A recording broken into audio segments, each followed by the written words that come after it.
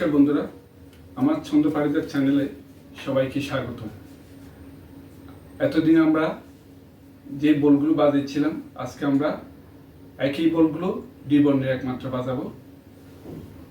এখন বলটা তোমরা ইচ্ছে করলে খাতায় লিখে নিতে পারো, নতুবা এগুলো পূর্বের ক্লাসে ছিল, তোমরা শুধু দেখতে পারো।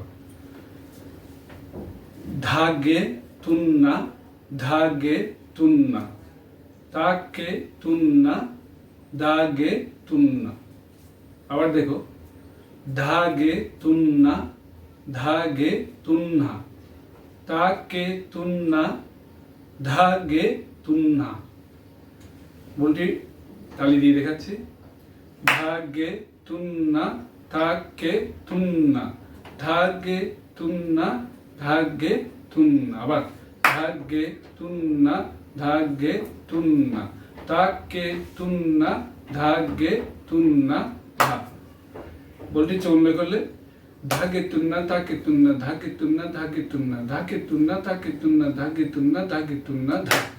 আবার দেখো, ধাগে তুন্না, ধাগে তুন্না, তাকে তুন্না, ধাগে তুন্না, ধাগে তুন্না, তাকে তুন্না, ধাগে তুন্না, তাকে তুন্না, ধা।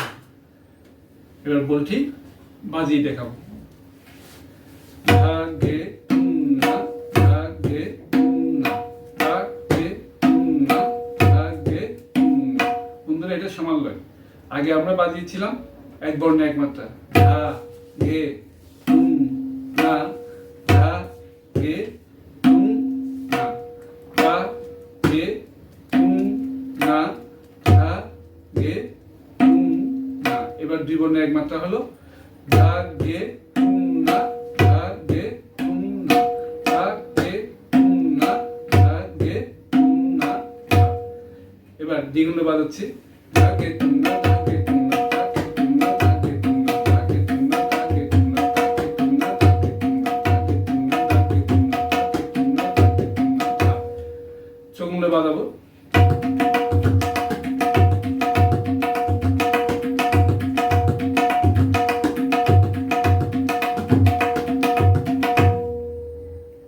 বুঝতে পেরেছ? চৌগুণে এসে চৌগুণে বাজিয়ে শেষ করে আমরা সমালে আসবো। আজকে এই বলটি এই পর্যন্ত, আশা করি সবাই বুঝতে পেরেছ। এবার দ্বিতীয় বলটি লিখে নাও যদি ইচ্ছে করো, না হলে এটা আগের ক্লাসে ছিল, সেখান থেকে দেখে নিতে পারো। অর্থাৎ সেটা এক বর্ণের একমাত্রা ছিল, এখন হবে দুই বর্ণের একমাত্রা। বলটি মুখে বলছি, দেখো। ঘে রে না ঘ, তি গ না গ, কে রে না ক, তি গ না ঘ। আবার দেখো, ঘে রে না গ, তি গ না গ, কে রে না ক, তি গ না গ।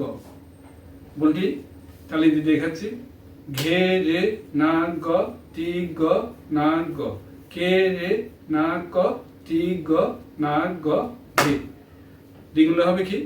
ঘেরে না গ, তি গ না গ, কে রে না গ, তি গ না গ, ঘেরে না গ, তি গ না গ, কে রে না গ, তি গ না গ, ঘে।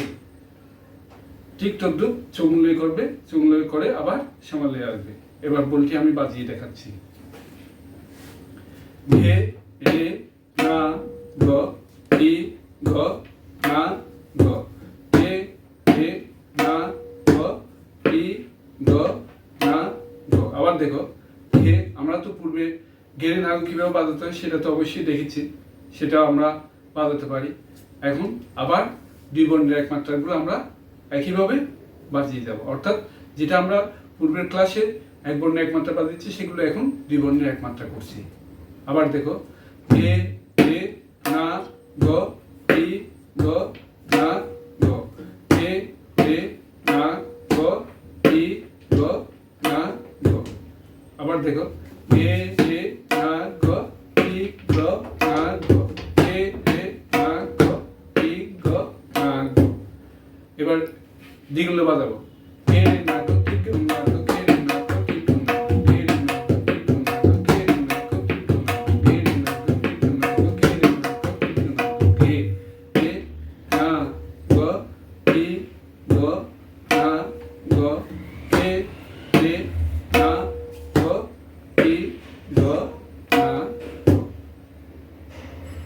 দেখো দুই বর্ণের এক মাত্রা গে গে না গ ই গ না গ গে গে না গ ই গ না গ দ্বিগুণ লয় গে রে না গ গে গ না গ গে রে না গ গে গ না গ গে রে না গ গে গ না গ গে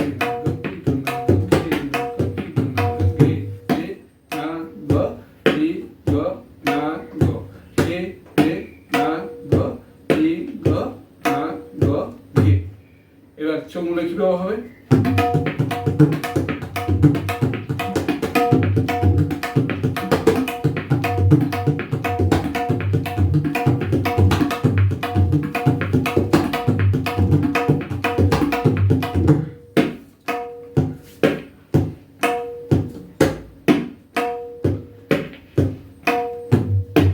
বন্ধুরা নিশ্চয়ই বুঝতে পেরেছ বলটা।